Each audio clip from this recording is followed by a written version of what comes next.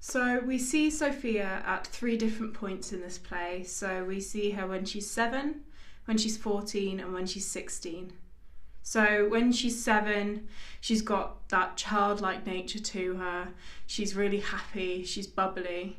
But also at the same time, we start to see the beginnings of her wanting to please people. She wants to be inside the group. She doesn't want to be the odd one out. And this is taken on to when she's 14.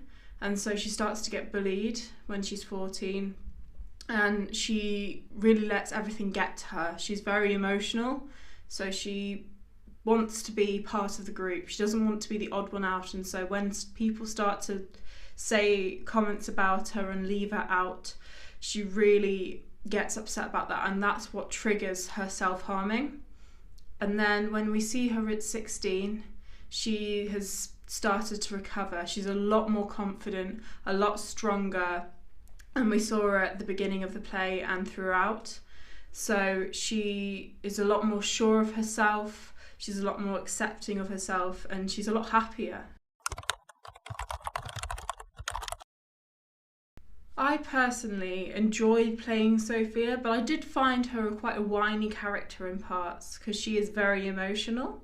So I thought it was a challenge to play her, but I did enjoy it.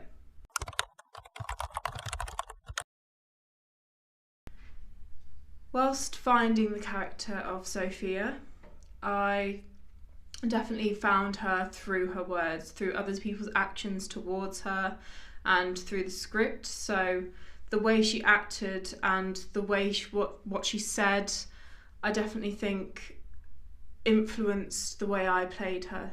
And what helped me find her as well was a lot of the rehearsal techniques that we did. So the walking up and down in a line, I definitely found her physicality through that, which also influenced the way I spoke as well, I think.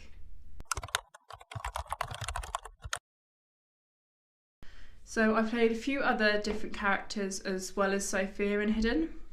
So I played Big Barry. He is a larger than life character, slightly caricaturesque because we don't know too much about him as he's only alive in Matt's world, and so we only know what Matt has said about him. And then going off of what we know, I made him sort of quite larger than life, very boisterous. He projects his energy outwards, made his weight a lot lower, and I just had a lot of fun with the physicality. And then we have Matt's mum.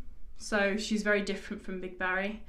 So she is quite calm and still in places, but she's also a bit all over the place.